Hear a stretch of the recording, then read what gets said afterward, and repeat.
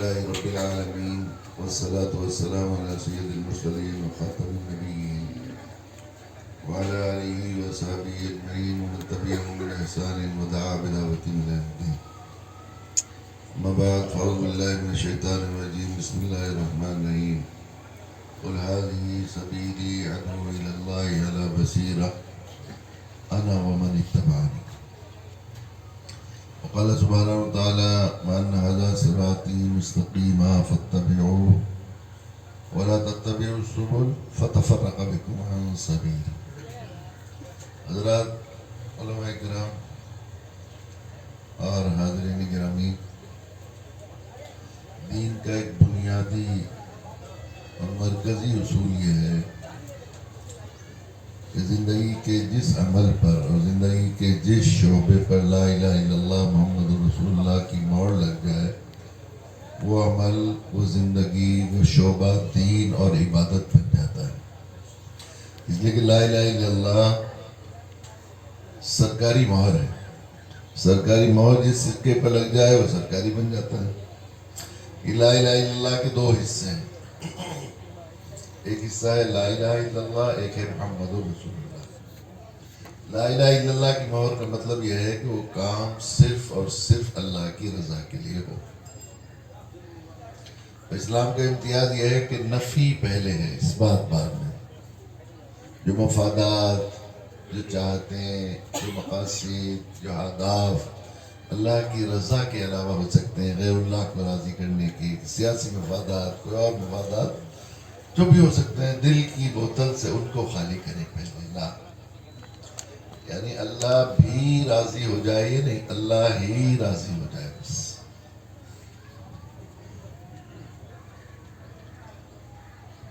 اس سلسلے میں یہ اخلاص اور استخلاص دونوں کا مجموعہ لا الہ الا اللہ.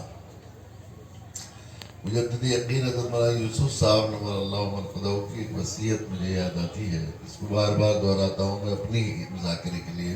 علماء کی موجودگی میں تو آدمی ایک دیہاتی آئے گا تو اسی لیے سبق دہرا رہا ہے تاکہ اگر کہیں غلطی ہوگی اصلاح بھی ہو جائے اور ذرا اطمینان بھی ہو جائے کہ سبق یاد کر رہا ہے تو وہ سبق صحیح بھی ہے کہ نہیں. اس لیے کہ غلط یاد ہو جانے کے بعد صحیح کرنا مشکل ہوتا ہے، نئے سرے سے یاد کرنے کے مقابلے میں غلط ہوتی ہے. حضرت مجدد یقین حضرت مولانا یوسف صاحب نور اللہ مرقدہ جب آخری سفر پر تشریف لے جا رہے تھے، پاکستان میں اجتماع تھا، وہاں جانا تھا، تو لوگوں کو جمع کیا اور کہا وصیت کرنی ہے، سب لوگ جمع ہو جاؤ. تو لوگوں نے سوچا کہ سفر پر جاتے وقت وصیت کرنا سنت ہے، اور حضرت سفر پر جا رہے ہیں، یہ خیال نہیں تھا کہ یہ آخری سفر ہے، یہ آخری وصیت ہے، یہ خیال نہیں تھا. تو لوگ جمع ہو گئے. اصل میں وصیت بہت سی ہم لوگ اصل میں رواجی دین کو جیتے ہیں، اور رواجی دین پر عمل بھی کرتے ہیں اور رواجی دین سکھاتے بھی ہیں. دین میں بہت سی چیزوں کی بڑی اہمیت ہے، لیکن ہمارے یہاں رواج میں ان کو اہمیت نہیں ہے تو ہم انہیں نظر انداز کرتے ہیں. ان میں سے ایک چیز وصیت کی ہے. وصیت آپ جانتے ہیں کہ کتنا کتابوں میں، فقہ کی کتابوں میں بھی اور دینی کتابوں میں کتنا ذکر ہے. قرآن نے کتنا ذکر کیا ہے وصیت کا. حتیٰ کہ اللہ کے نبی صلی اللہ علیہ وسلم نے یہاں تک فرمایا ہے، امام احمد بن حنبل نے بھی نقل کیا ہے اس روایت کو، اور بھی کئی محدثین نے نقل کیا ہے، بڑا گناہگار ہے وہ شخص جس نے 30 شب اس طرح گزاری کہ اس نے اپنے وارثوں کے لیے کوئی وصیت کر کے نہیں چھوڑی. اس طرح آدمی مر جائے، چونکہ ہم موت کے لیے تیار نہیں. سب سے بڑی بات یہ ہے کہ ہم نے زندگی کا مآخذ موت سے پہلی زندگی کو، اس لیے موت اور اس کے موت کے متعلقات اور اشارات کو بھی ہمیں اپنا پسند لگتے ہیں. وصیت کا مطلب تو اگر گھر میں صورتحال ایسی ہو گئی ہے کہ گھر میں بیٹھ کے کوئی بڑا کہنے لگے سنو بھائی وصیت کروں گا، تو سب لوگ گھبرا جاتے ہیں، منہ پر ہاتھ رکھنے لگتے ہیں کہ بھائی نہیں کیا کہہ رہے ہو، ابھی تو کیا ہوا. یہ صورتحال ہوتی ہے. حالانکہ یہ اگر حکم مان لیتے ہیں تو کتنے جھگڑے اور قضیے اس لیے ہوتے ہیں کہ آدمی اپنے بعد کے حالات کو نظر میں رکھ کر معاملات کو صاف لوگوں تک بتا کر نہیں جاتا. اسے پتہ نہیں کس کے کتنے پیسے ہیں، کیسے معاملات ہیں. اگر وصیت کر دے گا تو اس میں ساری چیزیں واضح ہو جائے گی. یہ بات ہوتی ہے. بہرحال حضرت مولانا یوسف صاحب رحمۃ اللہ علیہ نے کہا کہ وصیت کرنی ہے. لوگ جمع ہو گئے. 2 لوگ نہیں تھے، مولانا محمد صاحب کاندھری انتقال فرما گیا ان سے میں نے بارہ سنا، اور بھی ایک دو لوگوں سے انشاءاللہ دتہ صاحب رحمۃ اللہ علیہ بھی سنایا کرتے تھے کہ انہوں نے جمع کیا، لوگ جمع ہو گئے، ایک دو لوگ نہیں تھے ان کو بھی بلایا، ان کو بلایا، ان کو بلایا۔ پھر آپ نے فرمایا کہ دیکھو محاسبہ کرو، غور کرو کہ جو کام تم کر رہے ہو، محاسبہ کرو، غور کرو، جو کام تم کر رہے ہو رسمن تو نہیں کر رہے ہو۔ بہت سی عبادت اور دین کے کام ہم رسمن کرتے ہیں، عید آئے تو عید کی نماز پڑھ لی، رمضان آئے تو روزے رکھنے شروع کر دیے، حج آئے تو حج کی تیاری شروع کر دی، قربانی آئی تو قربانی۔ اس میں شرعی ضابطے کیا ہے؟ ایسا کچھ نہیں۔ حج کے سلسلے میں دیکھ لیجئے تو عموماً آپ تو ایک بڑے طبقے میں ہندوستان میں ایسا رواج ہے کہ اس کے پاس سارے خرچے، فضول خرچیاں خرچ کرنے کے بعد روزگار سے موقع ملے گا، 3-4 لاکھ روپے ہوں گے اس کے پاس، تو پہلے بوڑھے ماں باپ کو حج کرائے گا، ورنہ برادری والے کیا کہیں گے کہ بوڑھے ماں باپ کو چھوڑ دیا اس نے، اپنے آپ چلا گیا۔ اب بتائیں کیا فقہ اعتبار سے صحیح ہے؟ فرض تو اس پر ہے۔ اس طرح بعض لوگ پورے رمضان نماز پڑھتے ہیں اور رمضان کے بعد ٹوپی ٹانگ دیتے ہیں، پھر اس کے بعد یہ رواجی تو ہے، یہ رسمی تو ہے سب چیز۔ کسی کے یہاں کیسی زکوٰۃ دینے کا رواج ہے، کسی کے یہاں کیسی زکوٰۃ دینے کا رواج ہے، کسی کے یہاں کیسی نماز کا، کسی کی جمعے کی نمازوں کا رواج ہے تو جمعہ ہی پڑھتے ہیں، فجر کبھی پڑھی نہیں۔ یہ کون سی، یہ اسلامی نماز تھوڑی ہے جمعے کی نماز پڑھنا ہے، تو رسمی نماز ہے۔ جمعے میں تو بہت گنجائش تھی، بہت چھوٹ تھی، لیکن فجر میں تو کوئی چھوٹ نہیں تھی کسی حال میں بھی۔ لیکن کب سے جمعہ چھوڑا نہیں، فجر کبھی پڑھی نہیں ہے۔ تو جو کچھ تم کام کر رہے ہو، ہمارے یہاں مدرسے چلانے کا رسم ہے تو ہمارے یہاں مدرسے کی ہے، ہمارے یہاں خاندان میں تبلیغی جماعت سے چلی آ رہی ہے تو اسی کا رواج ہے، ہمارے یہاں جمعیت علماء سے جڑے ہوئے لوگ ہیں تو اسی رواج سے لگے ہوئے ہیں، پورا خاندان اسی طرح لگ رہا ہے۔ ضرورت کس چیز کی ہے، اہمیت کس چیز کی ہے، وقت کا تقاضا کیا ہے، شرعی ضابطے کے مطابق کس کو اہمیت دینی چاہیے، یہ رسمن تو نہیں کرو، یہ رسمن بھی غیر اللہ ہے۔ عادتاً تو نہیں کر رہے ہو، عادت پڑ گئی ہے، نماز اگر اشراق چھوٹ جائے تو بے چینی رہتی ہے، یہ ہوتا ہے نا، تسبیح نہیں پڑھی، وہ بہت ہی عجیب سا لگتا ہے، اچھا نہیں لگتا، یہ عادتاً تو نہیں کر رہے، مجبوراً تو نہیں کر رہے ہو۔ اب ملا جی ہیں تو نماز پڑھنی ہے بھائی، مدرسے میں ہیں تو نماز پڑھیں گے، ورنہ مدرسے صاحب کھانا بند کر دیں گے، ہو سکتا ہے مدرسے سے نکال بھی دیں ہمیں، تو یہ مجبوراً بھی، بہت سی عبادتیں مجبوراً، تو یہ بھی غیر اللہ کے لیے جو تم کام کر رہے ہو، عادتاً تو نہیں کر رہے ہو، مجبوراً تو نہیں کر رہے ہو، رسماً تو نہیں کر رہے ہو، نام کے لیے تو نہیں کر رہے ہو۔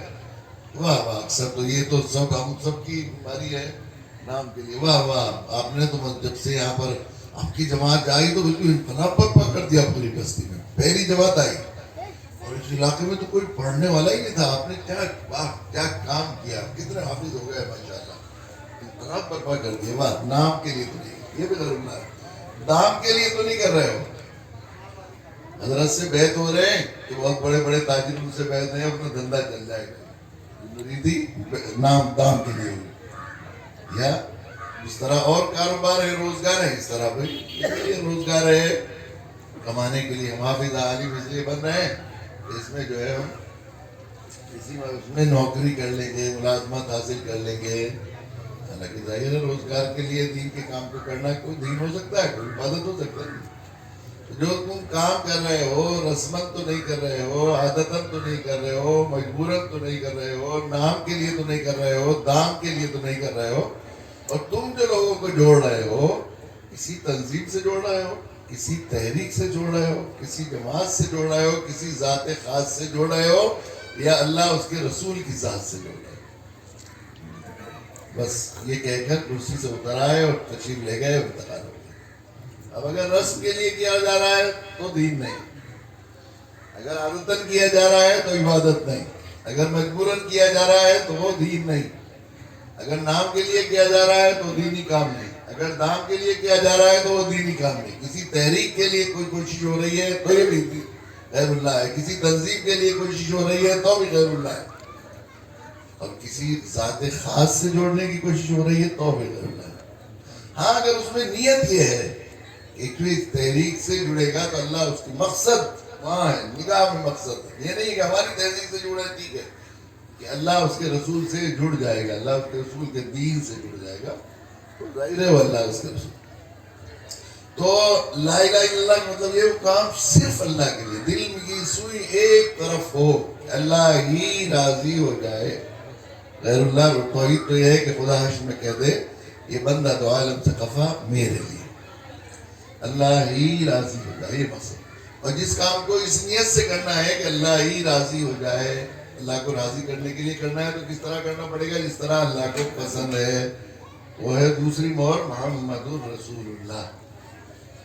اس کام کو اس لیے کہ قرآن نے صاف مجھے پسند، مجھے راضی کرنے کے لیے کوئی کام آپ کو کرنا ہے، آپ کو اس طریقے پر کرنا پڑے گا اس طرح مجھے پسند ہے.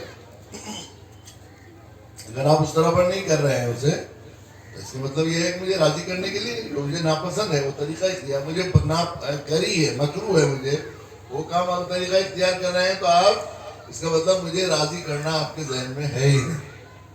اللہ کو راضی کرنا ہے تو صرف وہی طریقہ اپنانا پڑے گا جو میرے نبی کا طریقہ ہے. اس لیے کہ قرآن نے صاف اعلان کر دیا، قل اے نبی جی اعلان کر دیجئے ان کنتم تحبون اللہ فاتبعونی یحببکم اللہ. اگر تم اللہ سے محبت کرتے ہو، تم یہ چاہتے ہو اللہ تمہیں محبوب بنا لے، پیارا بنا لے، تمہیں پسند کر لے، تمہارے چال کو، ڈھال کو، کام کو، کھانے پینے کو، تو ایک نسخہ، ایک لفظ کا نسخہ ہے بس، فاتبعونی.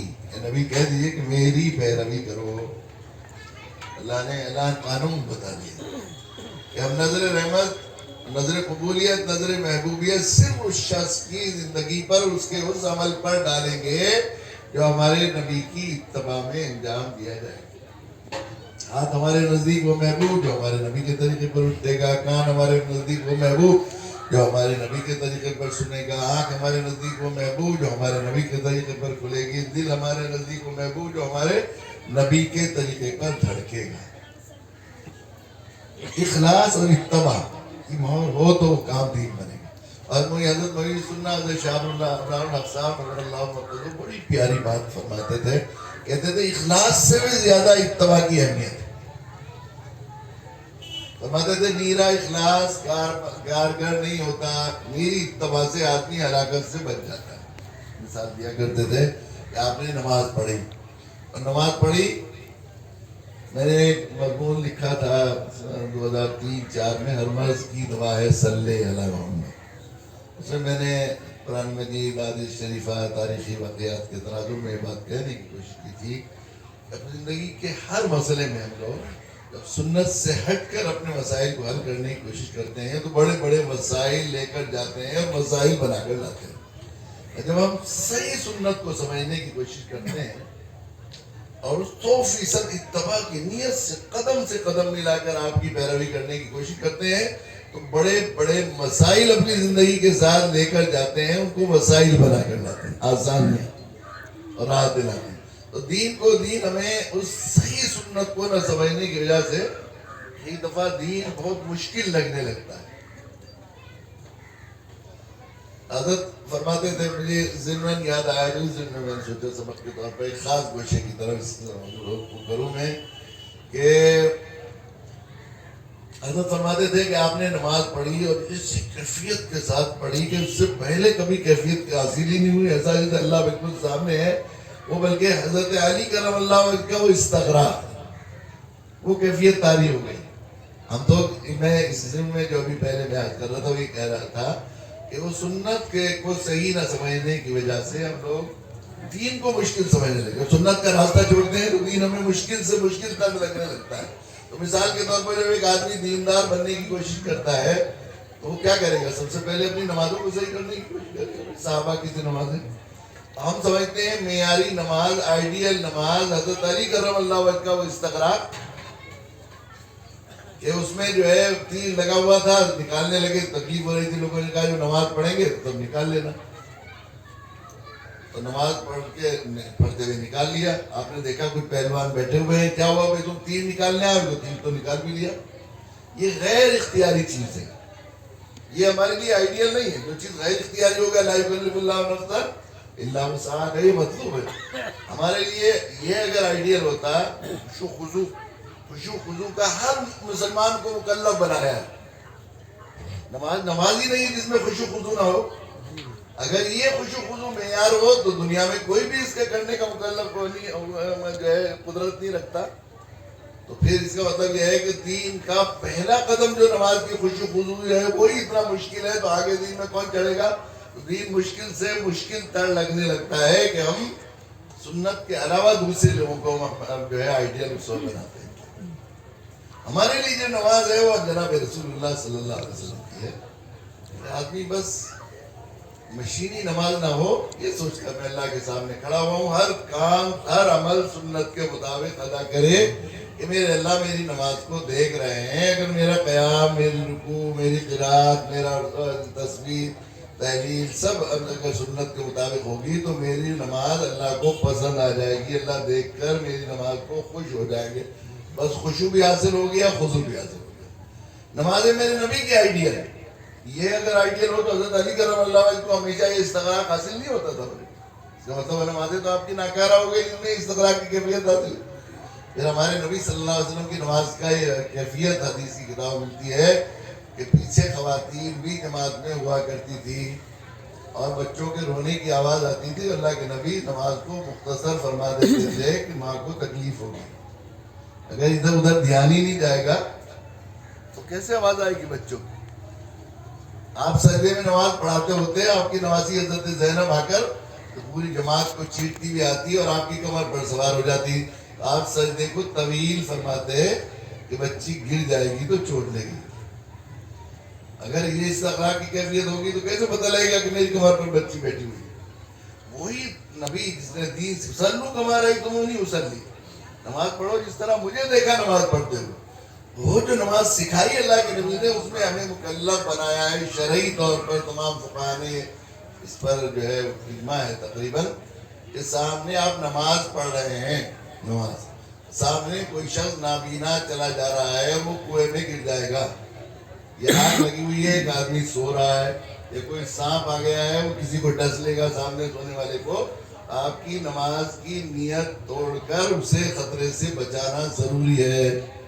اگر ادھر ادھر پتہ ہی نہیں لگے گا تو آپ کیسے نماز توڑیں گے. تو وہ ضمن میرے ذہن میں آ گیا کہ ہم لوگ سنت کی اس نعمت عظمیٰ کی قدر نہیں کی ہم نے. اس کی وجہ سے الجھتے جاتے ہیں مشکل میں پڑھتے رہتے ہیں.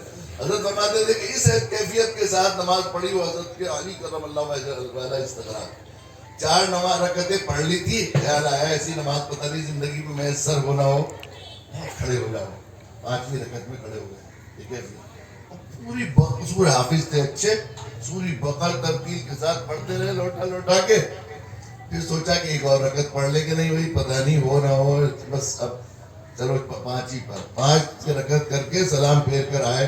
مفتی صاحب سے کہا تو بس نماز ایسی میسر ہوئی بس پوچھیے مت کیا ہوا.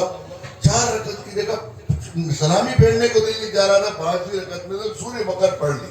سجدہ بھی اتنا لمبا کہ ایسا لگ رہا تھا بالکل اللہ کے قدموں میں سر رکھا ہوا ہے اٹھانے کو دل ہی نہیں چاہتا تھا. 5 رکعت پڑھ کے آ گیا. کیسا رہا مفتی صاحب کیا کہیں گے میاں بڑے میاں صوفی جی چکر میں مت پڑھو جا کے نماز دہراؤ. اگر نماز نہیں دہراؤ گے تو تارک صلاۃ کہلاؤ گے. من ترک الصلاۃ متعمدا فقد کفر یہ مرتکب ہو جائے. حضرت فرماتے تھے ایسی نماز پڑھی اور کفر ہو گیا کیوں نہیں. اخلاص تو تھا اتباع نہیں تھی. نبی نے جو طریقہ بتایا تھا وہ نہیں تھا. اس کے خلاف نماز پڑھی اور اس خیال سے کہ محترم صاحب کھانا بند کر دیں گے یا مدرسے سے نکال دیں گے ملازمت سے کہ حافظ جی استاد صاحب نماز نہیں پڑھتے تو پڑھنی ہے اس نیت سے پڑھی. لیکن پورے ارکان ادا کر دیے واجبات فرائض پورے کیے. مفتی صاحب کے پاس جائیں گے تو کہیں گے کہ آپ کو غسل نماز کا ثواب نہیں ملے گا لیکن آپ کی نماز ادا ہو گئی آپ تارک صلاۃ نہیں رہے. آپ نے زکوٰۃ کے لیے 2000 کے 1000 کی نئی گڈی نکالی اور چوراہے پر کھڑے ہو گئے. لو بھائی دیکھو کتنا سخی ہوں میرے برابر ہے پوری شکلی میں کوئی ایسے نوٹ کوئی دے گا. لو دیکھو جا کے اپنی بستی میں جا کے بتانا ایک سخی شکلی میں پیدا ہو گیا مفتی مہتاب نام کا. لو یہ بھی لو. لیکن زکوٰۃ پوری ادا کر دی جتنی بیٹھتی تھی. مفتی صاحب کے پاس جائیں گے تو وہ کہیں گے کہ وہ آپ کو اس کا ثواب حاصل نہیں ہوگا لیکن آپ تارک زکوٰۃ نہیں رہے ہلاکت سے بچے. اخلاص نہیں تھا، اتباع تھی تو کام چل گیا. اتنی اہمیت ہے اتباع. اور یہی صرف راستہ، یہ جو نبی کی اتباع کا راستہ ہے، اسی کو صراط مستقیم کہا گیا ہے، جس کو 5 وقت کی نماز میں پڑھتے ہیں. اہدنا الصراط المستقیم، یہ اپلیکیشن اللہ نے سکھائی ہے. یہ نبی کی اتباع کا راستہ، نبی کی پیروی کا راستہ، صرف یہی راستہ نجات کا ہے. اللہ کے یہاں لقد کان لکم فی رسول اللہ اسوۃ حسنہ لمن کان یرجو اللہ والیوم الآخر. دنیا میں حضرت جی، حافظ جی، متقی جی، پارسا جی، پیر جی، صوفی جی بننے کے لیے آپ کے الگ الگ معیار ہو سکتے ہیں، لیکن میدان محشر میں صرف رسول اللہ کی زندگی اسوہ حسنہ ہوگی، آئیڈیل ہوگی. اس کے علاوہ کوئی اور راستہ نہیں ہے جنت جانے کا. عام طور پر ہمارے برادر میں ہوتا ہے کہ ایک بہت بڑی غلط فہمی شیطان ڈالتا ہے برادر وطن کو. اکثر جب جاتے ہیں ان سے کہتے ہیں راستے انیک ہے منزل ایک ہے. کہتے ہیں اکثر راستے انیک ہے، بھی ایک راستہ ہے. بھی ہمارے یہاں بھی مسلمانوں میں بھی یہ فکر رائج ہے کہ الگ الگ طریقے ہیں بھائی عبادت کے. ایک طریقہ ہے تعلیم و تعلم کا، ایک طریقہ تبلیغ و دعوت کا ہے، ایک طریقہ تزکیہ و تصوف کا. یہ راستے ہیں، لیکن ہم بھی یہ کہتے ہیں.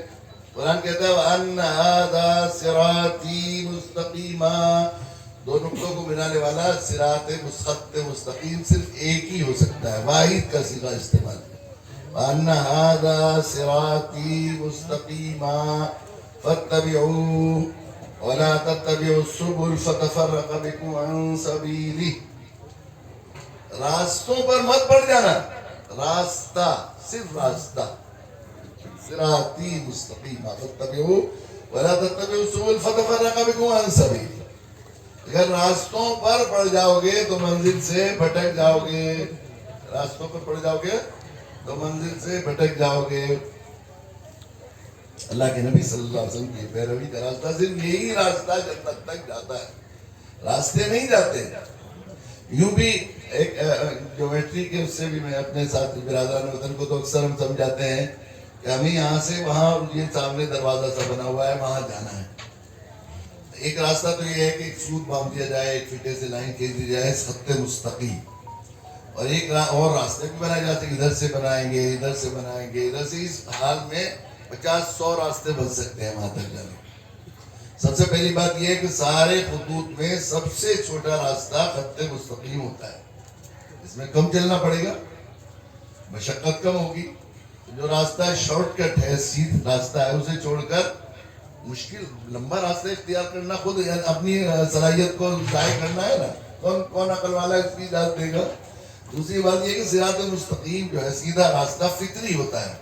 آپ کسی جگہ جا رہے ہوں اور کسی انجانے سے آدمی سے راستہ پوچھیں گے کہ سیدھی سڑک مت چھوڑنا، یہ دربھنگہ جا رہے ہیں، ایک دم طبیعت کھل جائے گی.